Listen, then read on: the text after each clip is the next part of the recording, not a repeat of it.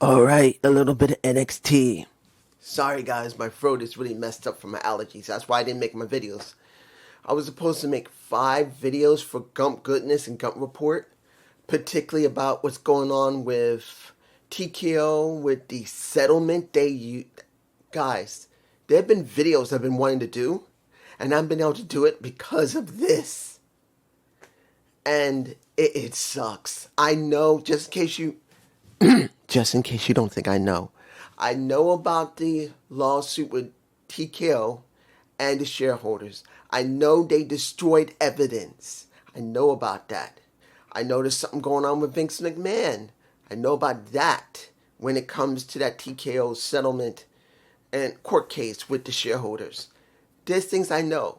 It's just I haven't had a chance to make a video on it because of this. I hate having allergies in New York. Pollen being this big, floating around in the street, even with the mask on, you still get sick. Let's make this quick because my throat hurts. This show is not bad. It's it's not about the amount that we got here. It was mostly about tying things up and trying to build things for the Great American Bash. First match, Axiom and Frazier. I know I should be calling him Fraxium. I can't bring myself to doing it. I can reference it, but I'm never going to call him anything that Axiom and Frazier. Particularly that they just came back to NXT to work with Romeo and Nolan Dar. Really. Don't care. They haven't given me enough to care about Nolan Dar and Romeo yet, but they work well in the ring together. There's no problem with it. I don't have a problem. But the thing that threw me off, the thing that threw me off was Frazier and Axiom having issues in NXT again. Frazier acting like a nut. Well, I know it's even done on the main roster, yes. But you would think if they're trying to put somebody over, if they're going to act like that, they should lose here.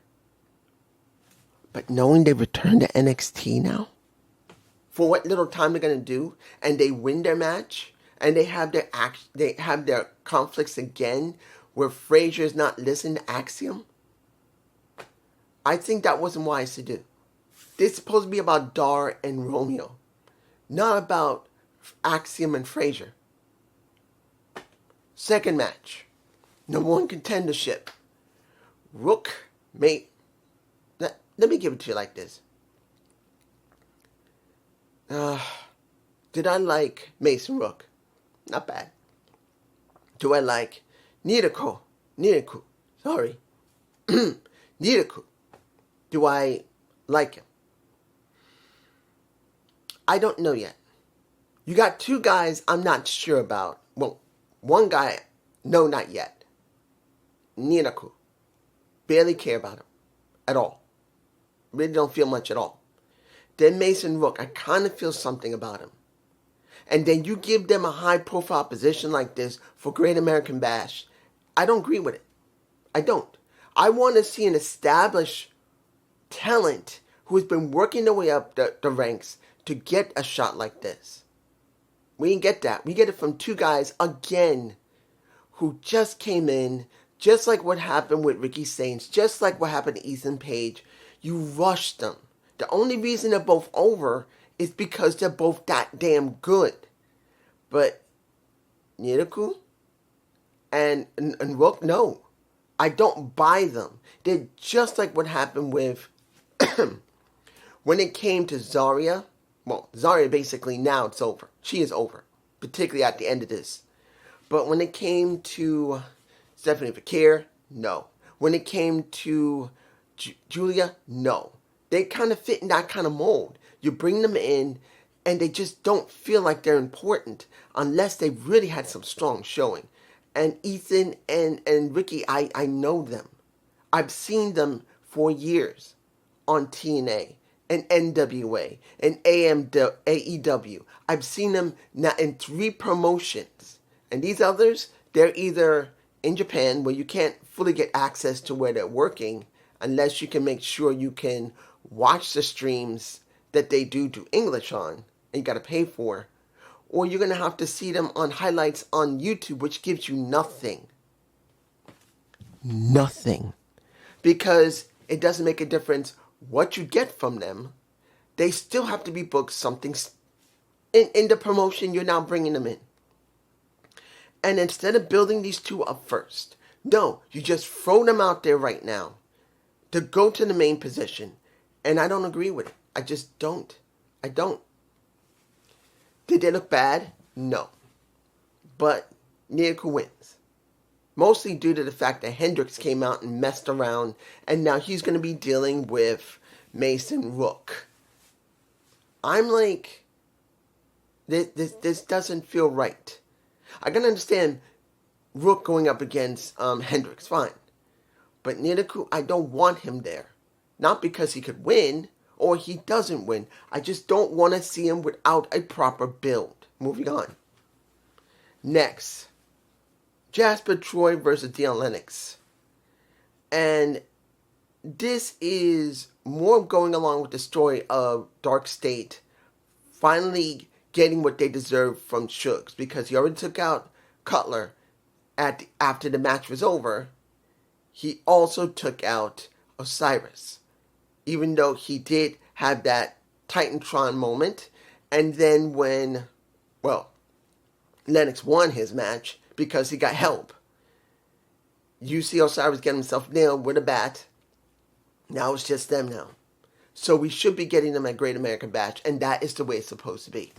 You got to do it. You got to do the Great American Bash. If you don't, that means this story was not important enough, and that means it was a waste of time. You have devoted more than a year to Dark State, and now you devoted time for Shugs to have his moment to get revenge on Dark State and Dion Lennox. And if they do not do this at Great American Bash, and they just do it on a random show where either Lennox wins or Shug wins, it's wrong. They both deserve their payout at Great American Bash. That's where it should end. Or at least escalate from. Next. Let me say this. Shiloh Hill and Angels in their... Do you actually believe that the WWE Universe had the right to vote? No, they did not. And I know they didn't get the right to vote because that's bullshit. They got no rights to vote, no matter what they say, even with the QR code on the damn screen and showing all what they can do. I'm like, really? It's bullshit. I knew Shiloh was going to win because they want to make sure Tatum Angels is going to be the bad guy in this. It was obvious, it's there. And then they bring in the judges, and one of them is the current champion for Evolve, who I don't know who he is. I would have liked someone who was really important. I know they brought the current Evolve champ so he would get some exposure. That's a smart thing to do. But in a pageant, you let the Evolve champion, who's supposed to be the next person that's supposed to gain that position so he can move up in rank to finally end up on NXT, put him in a pageant. And if you're thinking, oh, he acted peculiar, don't care. That's just the character he's sporting. I don't care about the character. I care about the position he was given. If it was a woman, I don't care. If it was a guy, I don't care. If he's gay in real life, if he's not gay, I don't care. He's the Evolved damn champ. And you just brought the Evolved champ onto a damn pageant for the first time being seen. And I'd rather let him be seen officially as a badass. Not this. Not one of the judges for the pageant. That wasn't the wisest thing to do. I don't agree with it. That shouldn't be how he's brought in. If he's your champion for Evolve, make him feel important. He doesn't feel important. I'm sorry. I just don't agree with it. And what do we get afterward? You got Shiloh winning, and then he gets his ass handed to him afterward. Fine, I'm alright with that. He should be, because they gotta make the feud go further. Let me give you this. What did I think about the culling? Seeing that, look, it's obvious that they're breaking up the culling, and Sean Spears is the one that's going to be going away. I don't know if he's going to be released. I don't know if he's going to be able to work on his own. I don't know. But it is obvious they're getting him to the point where they're about to break them up. He gets Izzy her shot to try and get back into contention with the new, I think it's supposed to be a tournament. I don't remember what it is. Kind of hard to think when you cough and your throat hurts. And that's what I got. And I took my medicine, just in case you wonder. I get this every year. I'm not super sick. This is just my allergies fucking with me. Sorry. But I don't remember if it's a tournament or something. I know she's going up against Thea Hale, who basically beat... Oh my goodness. I'm like, okay, she's beat her. What does this mean? Honestly, when it comes to Izzy, I still don't see anything in Izzy at this point because they're not booking her important. Izzy doesn't feel important. She just doesn't. And it's not 100% Izzy's fault. They just didn't book her correctly. So she should be more important than she is. But it's just me.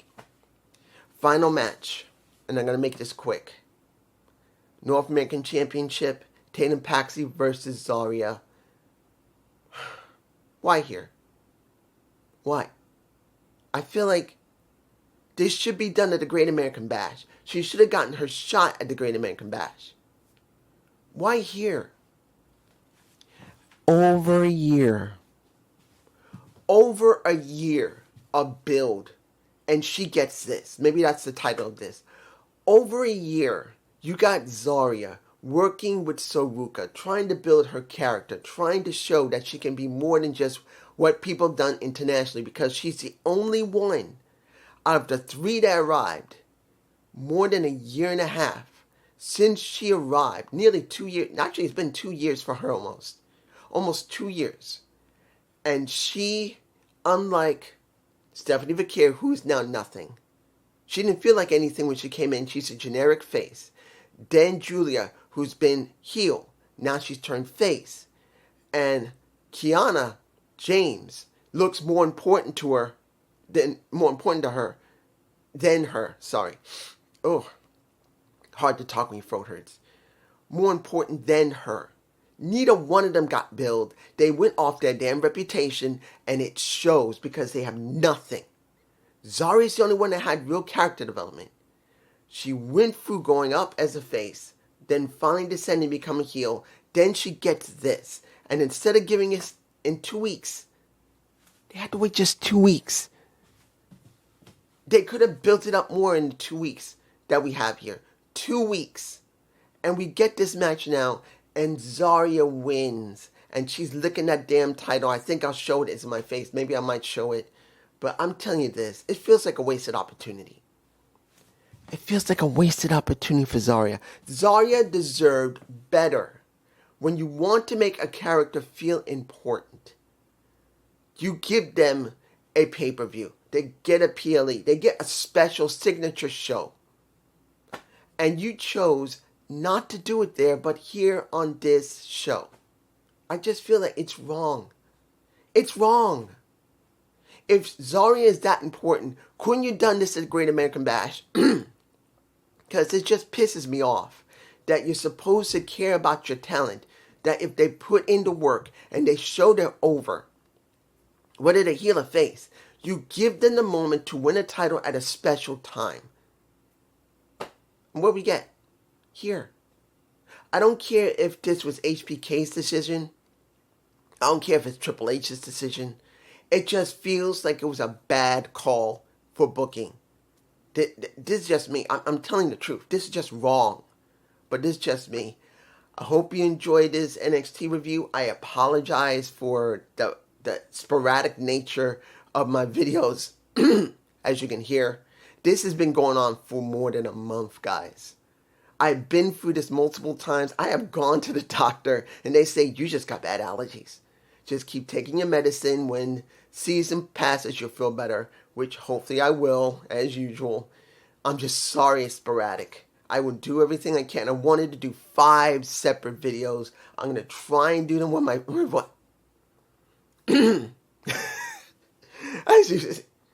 As you hear, my voice keeps cracking and going in and out.